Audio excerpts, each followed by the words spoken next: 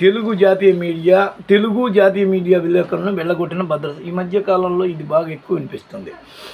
సబ్కో హఠాదేనా అంటూ చిందులు తొక్కిన సీఎం భద్రతాధికారి, పిలిచి అవమానించారంటూ పీఆర్ఓపై జాతీయ మీడియా ఆగ్రహం.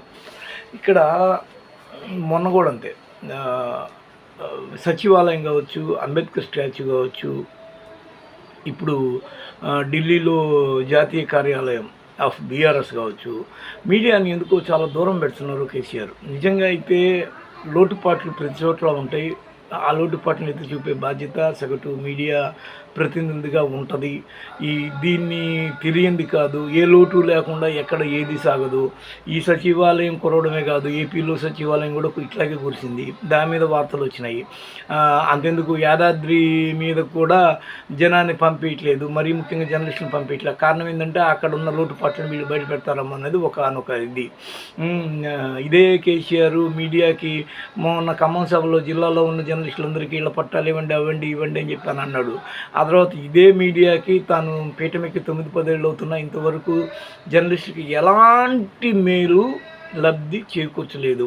ఏవో అకాడమీ పెట్టాము, అదే ఇది అన్నారు, వాళ్ళకి వీళ్ళకి పింఛన్లు ఇస్తున్నాము, ఆర్థిక సహాయాలు చేస్తున్నాం అన్నారు. కానీ ఆయన తొలి రోజు అన్న మాట ఏదైతే ఉందో, ఆలిస్ బాయ్ నుంచి సీఈఓ వరకు ప్రతి ఒక్క మీడియా సోదరుడికి మీకు లబ్ధి ఉంటుంది, ఇళ్ళ పట్టాలు ఇస్తాము, గచ్చిబౌలిలోనే ఏర్పాటు అవుతున్నాయి అన్న దూరంలో ఆయన మాట్లాడిన మాటలు ఏవైతే ఉన్నాయో అవి ఇంతవరకు నిజం కాలేదు.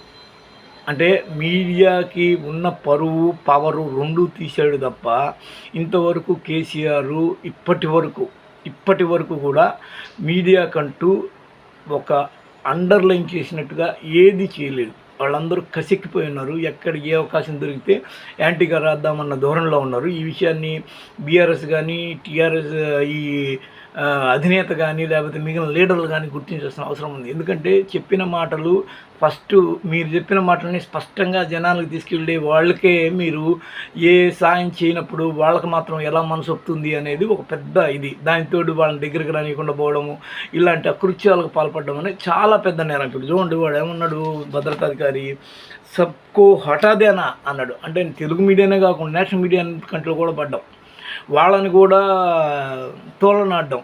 మీరు అనే ప్రతి మాట ఈ రోజున కేసీఆర్ అనేవాడు మైకు పెడితే మొత్తం ఒక్కసారి అన్ని ఛానళ్ళు పెట్టుకొని చూడండి, అన్ని ఛానళ్ళు ఆయన మాటలే వస్తుంటాయి. అన్ని ఛానళ్ళు ఆయన చెప్పిన మాటల్ని టైప్ చేస్తూ కూర్చుంటారు, స్క్రోలింగ్ వాళ్ళు కానీ, డెస్క్ వాళ్ళు కానీ. మరి వీళ్ళందరికీ మీరు ఏం చేశారు సార్ అనేది ఇక్కడ వాళ్ళు అడుగుతున్నారు. కేసీఆర్ అంటేనే ప్రతి జర్నలిస్టు యాస్ట్కి వస్తున్నాడు, నిష్ఠూరపడుతున్నాడు.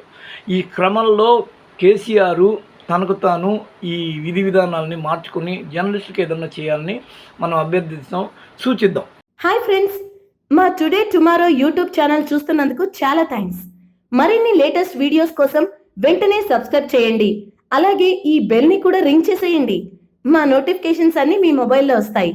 అలాగే మా వీడియోస్ మీకు నచ్చితే లైక్ చేయండి, షేర్ చేయండి, నచ్చకపోతే కామెంట్ చేయండి.